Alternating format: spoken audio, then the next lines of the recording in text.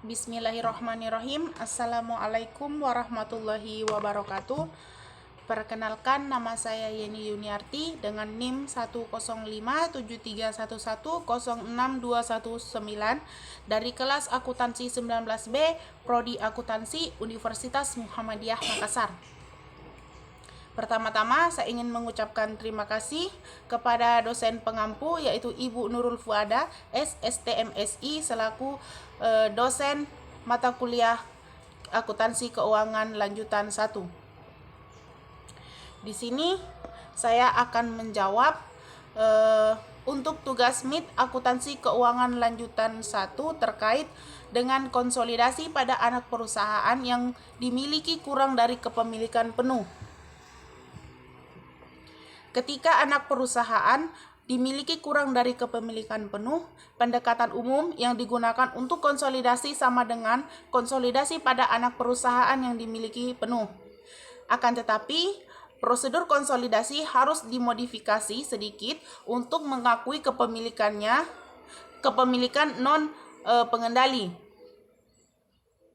Perhitungan laba bersih dan saldo laba konsolidasi pun harus memasukkan kepemilikan non pengendali. Misalnya, PT Pusaka membeli 80% saham PT Buritan sebesar 80% dari nilai buku PT Buritan selama tahun 20X1. PT Buritan melaporkan laba bersih sebesar 25 juta, sedangkan PT Pusaka melaporkan laba bersih senilai 120 juta, termaksud laba metode ekuitas dari PT Buritan sebesar 20 juta. Nah, sudah kita ketahui bahwa PT Buritan atau PT Anak ini melaporkan laba bersih sebesar 25 juta. Tentu bagian dari kepemilikan PT Induk tadi kepemilikannya adalah 80%. Maka 80% dikali 25 juta adalah 20 juta. 20 juta ini bagian daripada kepemilikan PT Induk. Nah, kalau kita lihat laba bersih konsolidasi dihitung dan dialokasikan sebagai berikut. Laba bersih PT Pusaka senilai 120 juta. Kemudian tadi ada yang diperoleh daripada PT Anak senilai 20 juta. Kemudian kalau kita gabungkan laba bersih PT Buritan berarti di total ada sekitar 125 juta. Itu laba bersih konsolidasi. Tetapi dari 125 juta ini apalagi dari 25 juta tadi ada untuk pihak lain. Itu yang disebut dengan kepentingan non pengendali sebesar 20%. Jadi 20% ini kita kali 25 juta berarti ada sekitar 5 juta. Nah, yang benar-benar dimiliki oleh perusahaan induk adalah 125 juta, kemudian dikurang 5 juta adalah 120 juta. Itu yang disebut dengan kepentingan pengendali, laba yang diatribusikan kepada kepentingan pengendali.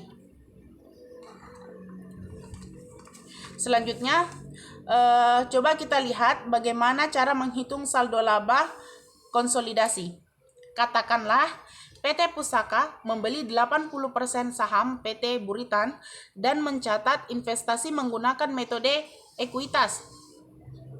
Laba bersih dan dividen yang diperoleh dan diumumkan PT Pusaka dan PT Buritan selama 2 tahun berturut-turut adalah 2 turut-turut setelah akuisisi sebagai berikut. Untuk PT Pusaka, saldo laba pada tanggal 1 Januari tahun 20X1 sebesar 400 juta rupiah. Kemudian laba bersih pada tahun 20X1 sebesar 120 juta. Membagikan dividen sebesar 30 juta. Saldo laba pada tanggal 30 Desember 20X1 sebesar 490 juta. Kemudian di tahun berikutnya, laba bersih pada tahun 20X2 sebesar 148 juta. Membagikan dividen pada tahun 20X2 sebesar 30 juta rupiah. Saldo laba pada tanggal 31 Desember 20X2 sebesar 608 juta rupiah.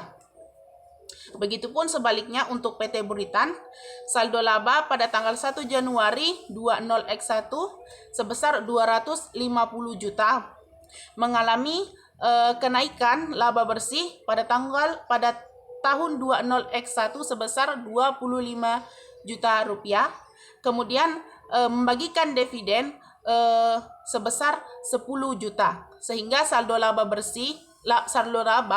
pada tanggal 31 Desember 20X1 senilai 265 juta rupiah. Di tahun berikutnya, laba bersih pada tahun 20X2 sebesar 35 juta rupiah dan membagikan dividen sebesar 10 juta, sehingga sisanya adalah senilai 290 juta rupiah.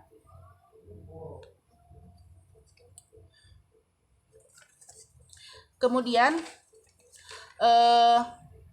kita lihat saldo laba konsolidasi. Saldo laba konsolidasi per 31 Desember 20X2 2 tahun setelah tanggal kombinasi bisnis dihitung sebagai berikut. Saldo laba PT Pusaka pada tanggal 31 Desember 20X2 senilai 608 juta rupiah. Kemudian ada laba yang diperoleh dari PT Induk dari PT Anak adalah tahun pertama senilai 25 juta rupiah. Kemudian tahun berikutnya, tahun kedua senilai 35 juta rupiah. Tapi kepemilikannya sekitar 80%, sehingga 25 juta ditambah 35 juta kemudian dikali 80%, sehingga hasilnya adalah 48 juta rupiah.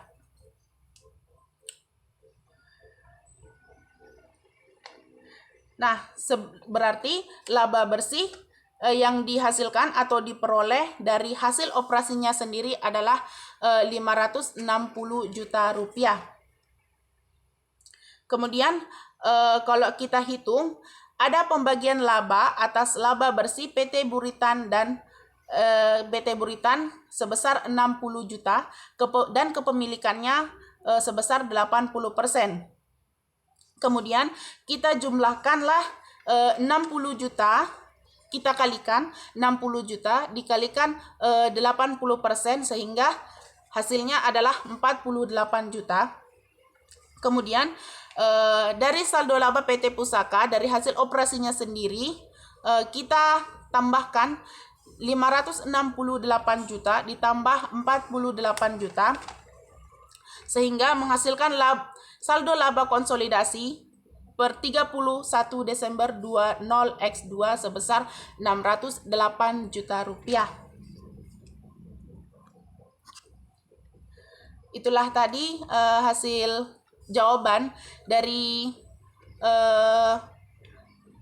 tugas MIT Akuntansi Keuangan Lanjutan 1 terkait konsolidasi pada anak perusahaan yang dimiliki kurang dari kepemilikan penuh. Sekian dan terima kasih dari saya, kurang lebihnya mohon dimaafkan. Wassalamualaikum warahmatullahi wabarakatuh.